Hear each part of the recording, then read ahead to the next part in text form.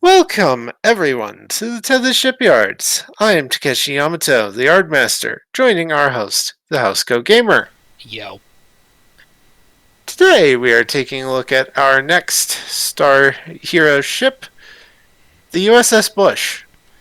Named for both George H. and George W. Bush, two of the most influential presidents in the history of the United States, although arguably their legacy is somewhat tainted by the fact that some of their actions actually led to the Third World War. But then again, so did everybody during that general time frame. Yeah. However, it is George H. Bush that assisted in dealing with Khan Noonien Singh. Screw STD, screw Strange New Worlds, go watch Space Seed, get over it. Yeah.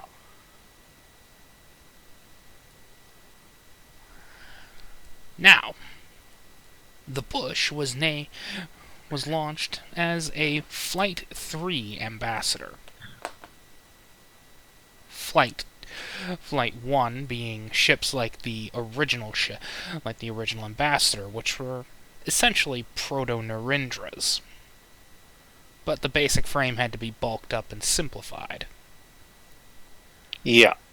Flight 2s still used the Narendra nacelles and saucers with the barrel saucer, with the barrel engineering hull and the new neck.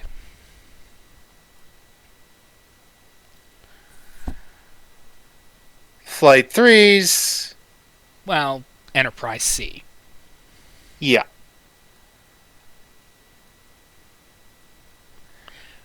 The Bush actually missed Wolf 359 by about 10 minutes.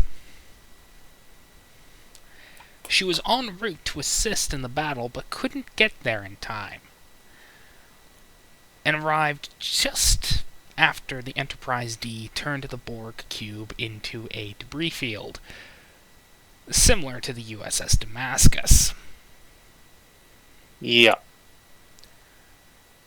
That said, the Bush would continue to serve for a long time, including during the Dominion War, where she took one hell of a pounding, proving that, while the ambassador was old, she could take a punch, but it was high time to put the things into mothballs.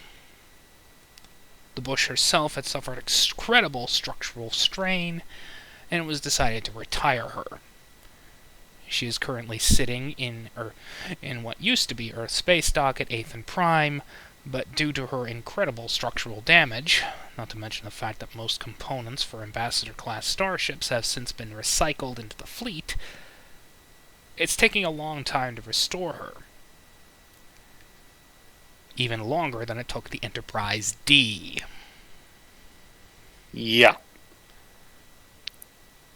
Of Hopefully, course. Yeah. Of course, every ambassador would later see service, thanks to the Klingon Federation War of 2405 to 2409. And the Narendra and the Flight 1s would see service once again as the newly rechristened Narendra Mark II, as seen here. Yeah. But the ambassador has long since overstayed its welcome. Yeah.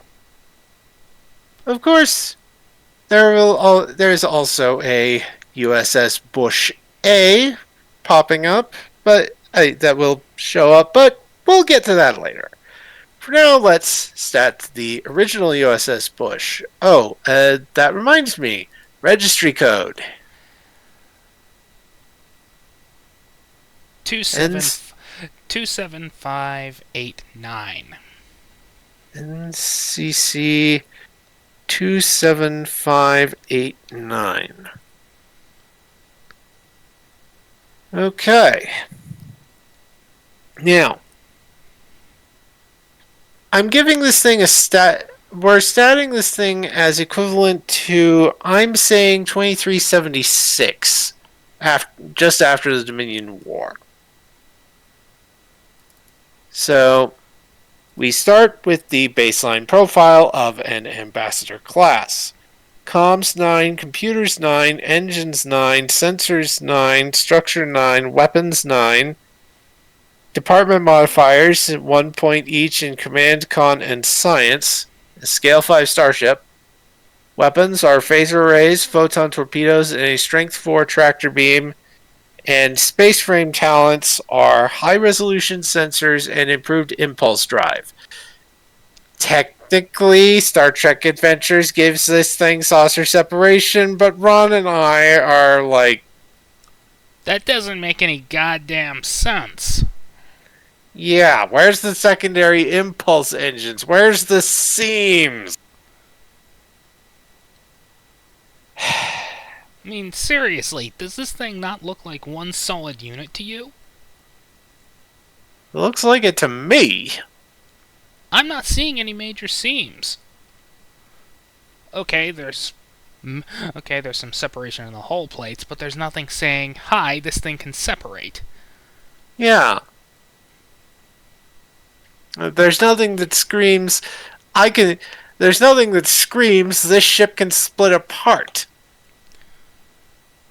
The Galaxy, I can understand. The Prometheus, I can understand even if it's complex as all hell. The Ross? Okay. But ships like the Sovereign, the Excelsior? Absolutely not. Yeah.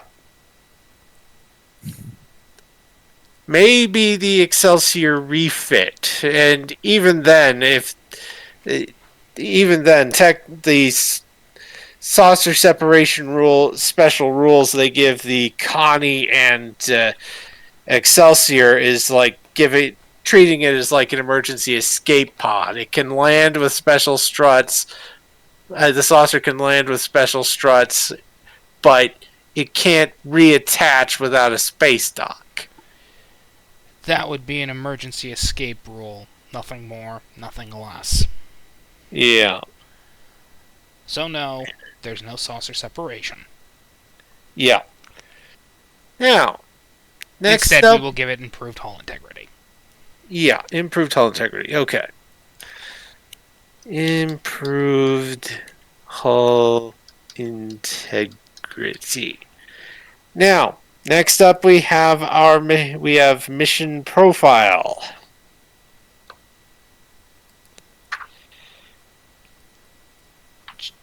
I would say a general purpose ship. So give it the closest thing for a general purpose is multi-role explorer. That'll do.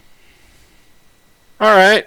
So mission profile, multi-role explorer. So that gives us a 2 in every department value. Add that to the modifiers. We have command 3, con 3, security 2, engineering 2, science 3, medicine 2. And for our profile talent options, it already has improved hull integrity, but we have improved power systems, redundant systems, rugged design, and secondary reactors. It would probably have secondary reactors. Alright, secondary reactors.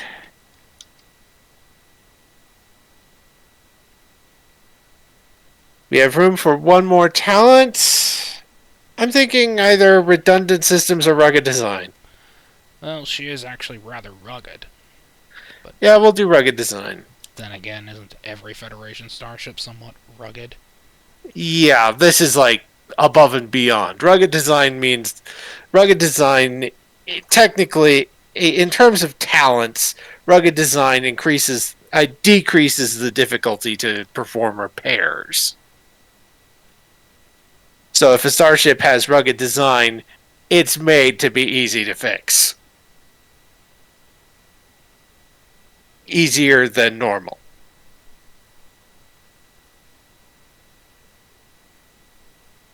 And for our derivative stats, we have resistance is equal to scale plus 1 for improved hull integrity, so resistance 6. Power, wait, we need refit points. 2335 to 2376, that's 4 points.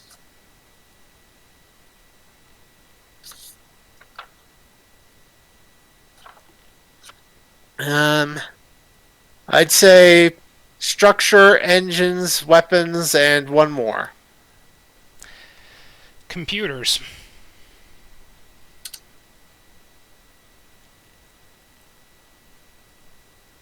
Okay, so comms 9, computers 10, engines 10, sensors 9, structure 10, weapons 10. So power is equal to engines plus secondary reactors, so that's a total of 15. And shields are structure plus security, so 12 shields. Descriptor traits, Federation Starship.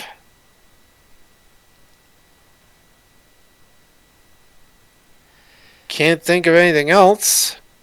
Perhaps somewhat tarnished legacy? Somewhat tarnished legacy, that works. After all, let's be honest, both Bushes are rather controversial in the political sphere. Kinda why we didn't want to name any ship after a political figure until now. Yeah. We try not to get involved with that sort of thing. Yeah. Because it's... well... Yeah. But when we saw a ship, when Ron pointed me in the direction of the fact that there was a ship named the Zelensky, we realized we had to stat it as a hero ship, and that sort of opened up the floodgates. Well, what can you do? Yeah.